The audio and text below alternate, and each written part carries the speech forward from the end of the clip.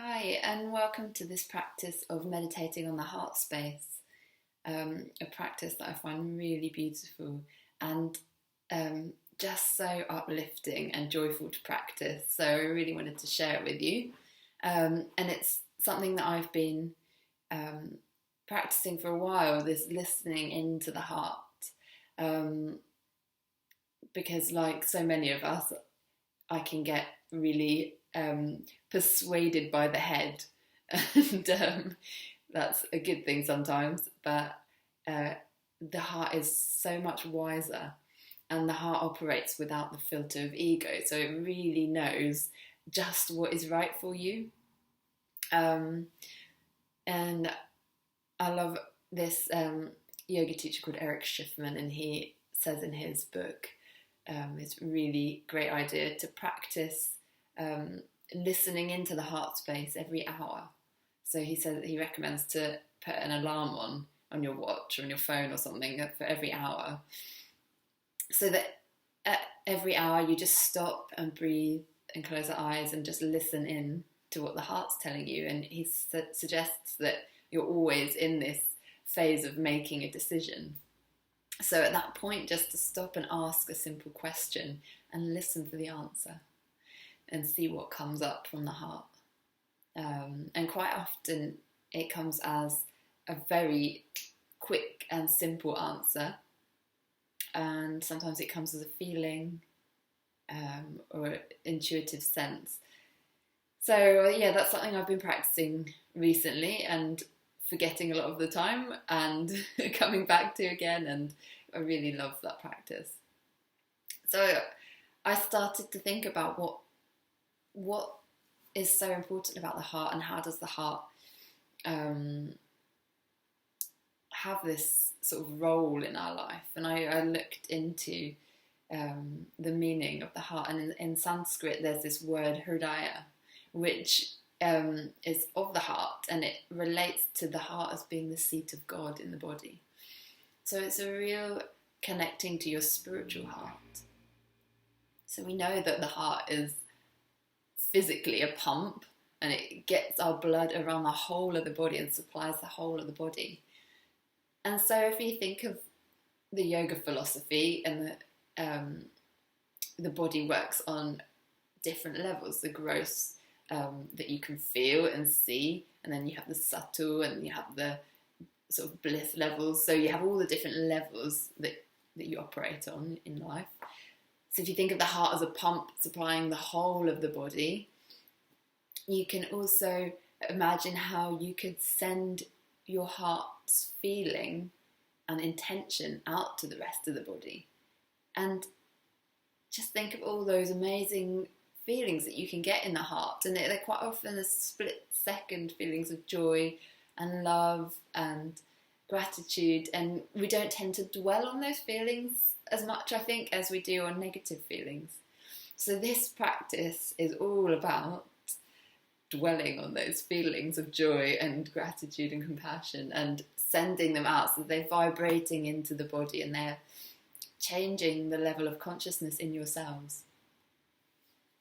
And looking into the heart and the spiritual heart, I started thinking about Ezra when he was in the womb, and just how incredible. I learned very early on in his conception, so 3 weeks into my pregnancy with him, I had an emergency scan, which turned out to be a great thing because everything was fine, and I just had a little worry. But the amazing thing was that at that stage and that age, he was 5 millimeters long, like this, a little egg, and a yolk, and a little egg, and he had a heartbeat. And his heart was beating, and I could see it on the screen, and it was pulsing and beating, and I could hear it. And how incredible is that? At 3 weeks old, the first thing to form in the human is the heart. So to me, that's incredible, and that speaks a lot about the importance of the heart in our body, and not the brain so much, We give so much importance to knowledge and the brain and what you're thinking, but this is your brain. This is the heart brain. And we know through science that there's so many more pathways from the heart to the brain than the other way around. So have a look on Heart Math Institute if you want to read more about all the science that they're doing into heart-based living and this kind of spiritual heart living. The Heart Math Institute is great. And then with once Ezra was born, I learned so much about how our hearts connected, because the electromagnetic field of the heart extends way past the body. And so with a baby, the simplest way to calm him is to bring him to the body and just connect heart to heart. So hold his chest to your chest and breathe and relax your heart rate. And your heart rate actually affects the baby's heart rate. So the electromagnetic fields of both of you match up and marry up, and your hearts start beating at the same rhythm. So there's just this beautiful workings of nature that we just forget about, I suppose, or we don't necessarily know about. So let's practice a nice meditation to get us in tune with listening to the heart. So just get into a comfortable seat, any seated position where you can have the back nice and straight. And you could close the eyes or just take the gaze down towards the floor. And take a couple of deeper breaths where you can fully exhale.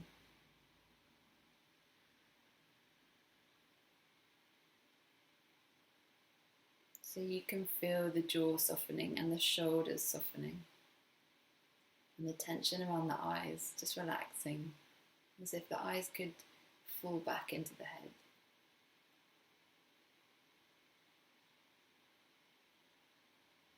You can repeat the mantra YAM, Y-A-M, 3 times. So taking a breath. YAM.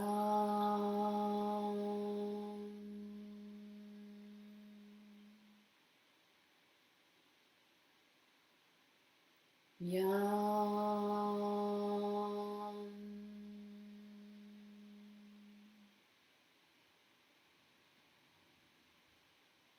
Yam.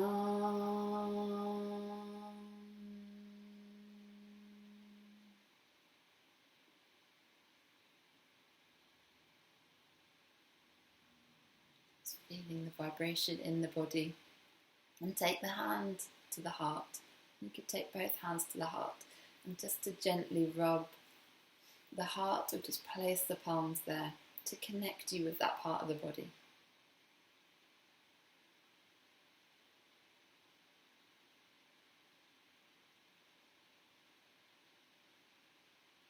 Just welcoming everything that arises in the heart space and being aware of the surprising little feelings that come up in the heart.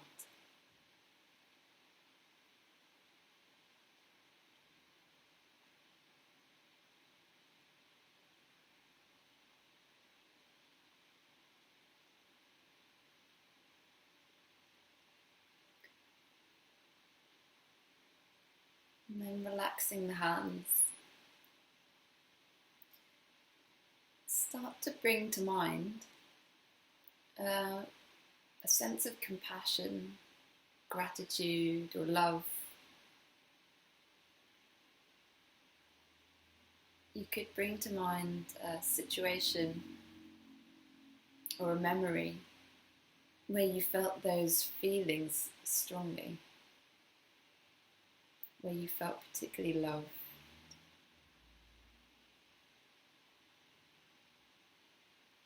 Or grateful.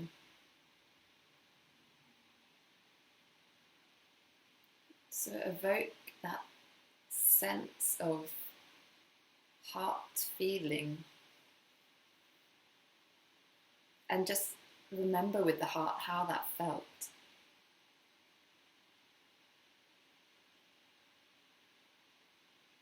Notice now what you feel in the heart as you remember.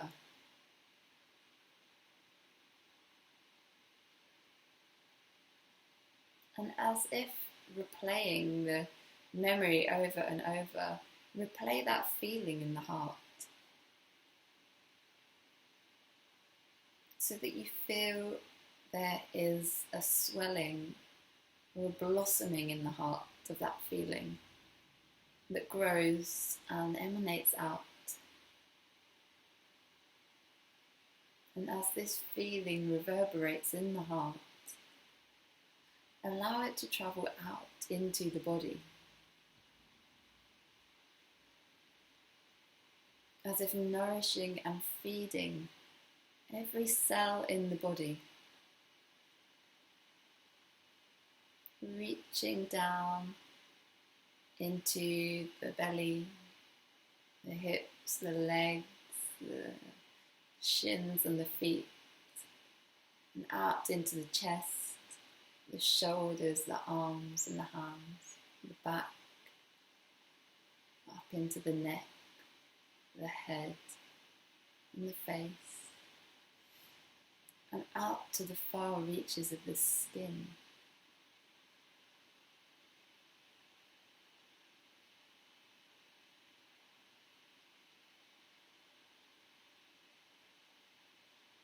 And breathe now with the heart, as if the heart is breathing this feeling into the body.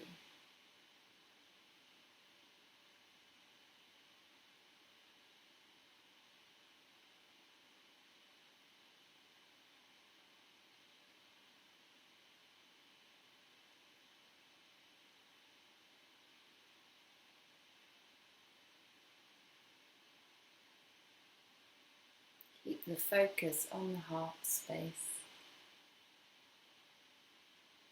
So your primary gaze is at the heart, yet you're feeling everything going on in the rest of the body.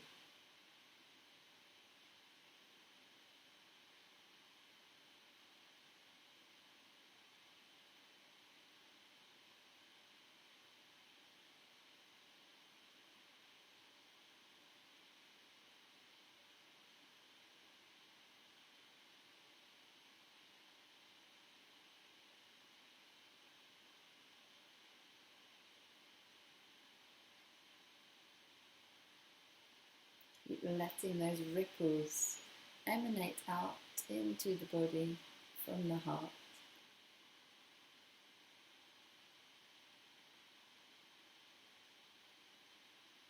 Allowing yourself to be filled up with that sense of love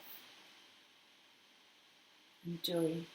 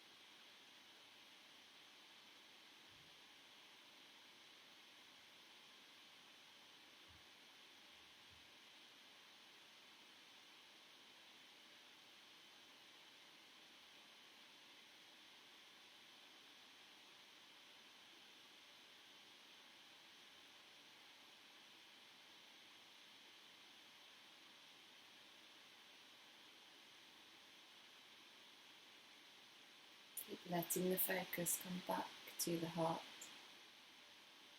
and back to the sensation in the body.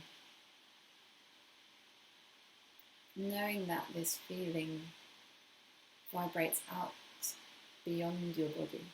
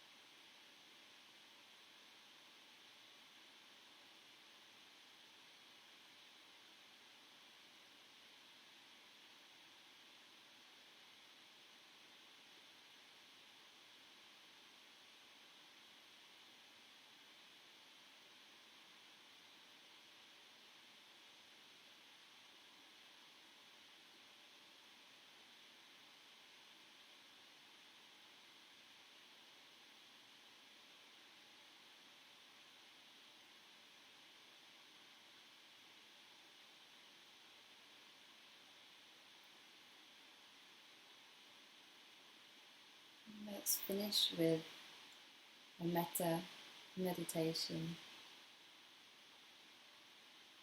wishing yourself health,